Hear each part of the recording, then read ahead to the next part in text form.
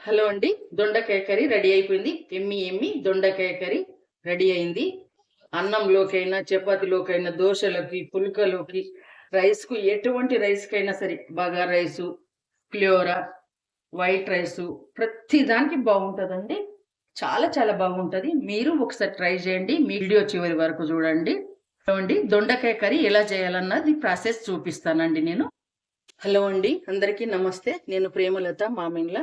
ఈరోజు దొండకాయ కర్రీ చేస్తున్నానండి. ఒక హాఫ్ కేజీ దొండకాయ తీసుకొని నీట్గా కడిగి ఇలా కట్ చేసి పెట్టుకోవాలి. ఒక పెద్దది ఉల్లిపాయ కట్ చేసి పెట్టుకోవాలి. ఇలా ఒక 5-6 పచ్చిమిర్చి సన్నగా కట్ చేసి పెట్టిన ఒక కరివేపాకు కొంచెం. ఇప్పుడు ఇప్పుడు స్టవ్ ఆన్ చేసి ప్యాన్ పెట్టినండి. ప్యాన్ వేడెక్కింది. కర్రీ కోసం 2 టేబుల్ స్పూన్లు ఆయిల్ వేస్తున్నాను. ఒక 2-3 ఎల్లిపాయలండి చిన్నగా కట్ చేసి వేసుకోవాలి. ఒక టీ స్పూన్ పల్లీలు, టీ స్పూన్ శనగపప్పు, పావు స్పూన్ ఆవాలు, పావు స్పూన్ జీలకర్ర,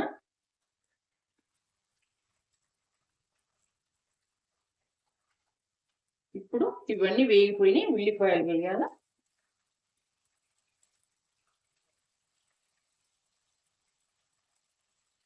చిటికెడు సాల్ట్ వేద్దాం. ఉల్లిపాయ వేగుతుంది తొందరగా.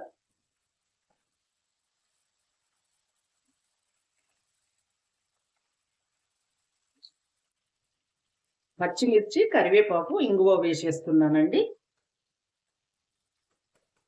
చిటికెడంతా.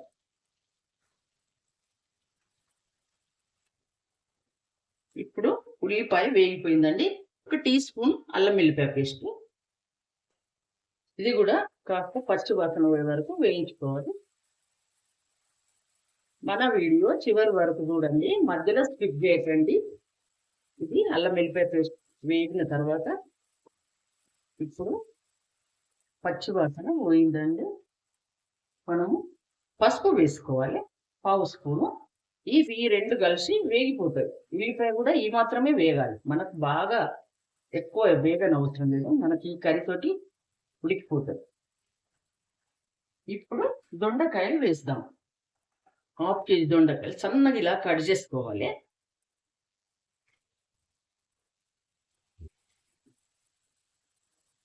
ఇలా ఈ దొండకాయలు మధ్యలో కలుపుతూ వేయించుకోవాలి.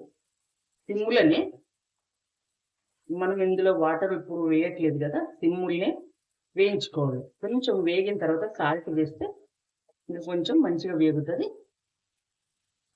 ఇది సిమ్లో పెట్టి మధ్యలో కలుపుతూ ఉండాలండి, లేకుంటే మాడిపోతుంది. ఇలా మనకు దొండకాయ మంచిగా ఫ్రై కావాలి, లేకుంటే ఉడకది. మనం మధ్యలో చెక్ చేస్తూ ఉండాలి ఎప్పటికప్పుడు. ఇప్పుడు మూత పెట్టి ఫ్రై చేద్దాం. ఈ కర్రీ చాలా మంచిదండి. షుగర్ పేషెంట్లకైనా ప్రతి ఒక్కళ్ళకు మంచిదండి. హెల్త్కి అయితే చాలా మంచిది. టేస్ట్ కూడా చాలా బాగుంటుందండి. ఖచ్చితంగా చేసుకుంటే మనకు మంచిది. ఇది మూతేద్దామండి. మూతేస్తే తొందరగా మగ్గిపోతుంది. ఇప్పుడు ఈ దొండకాయలు హాఫ్ వేగిపోయినాయి.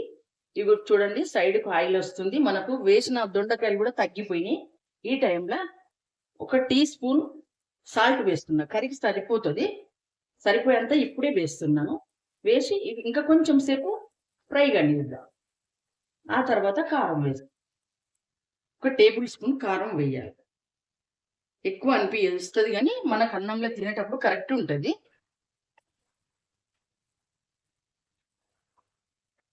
ఒక టీ స్పూన్ ధనియాల పొడి, ఒక పావు స్పూన్ జీలకర్ర పొడి, ఒక టీ స్పూన్ నువ్వుల పొడి, వేయించి పట్టిన నువ్వుల పొడి.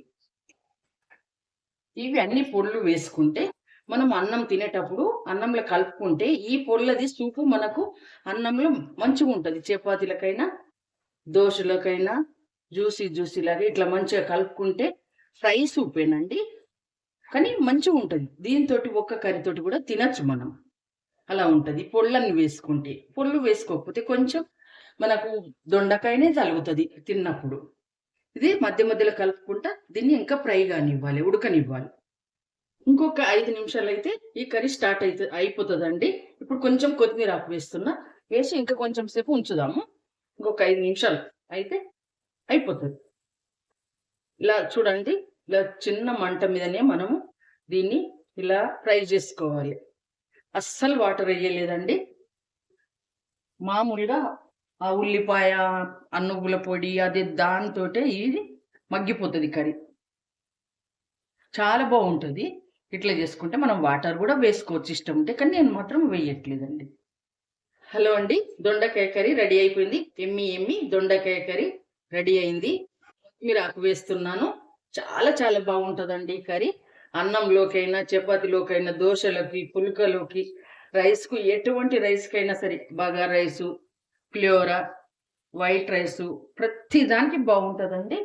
చాలా చాలా బాగుంటుంది. మీరు ఒకసారి ట్రై చేయండి. మీకు నచ్చింది అనుకుంటా. నచ్చితే లైక్ చేయండి, షేర్ చేయండి, సబ్స్క్రైబర్ చేయండి. వీడియో చివరి వరకు చూడండి.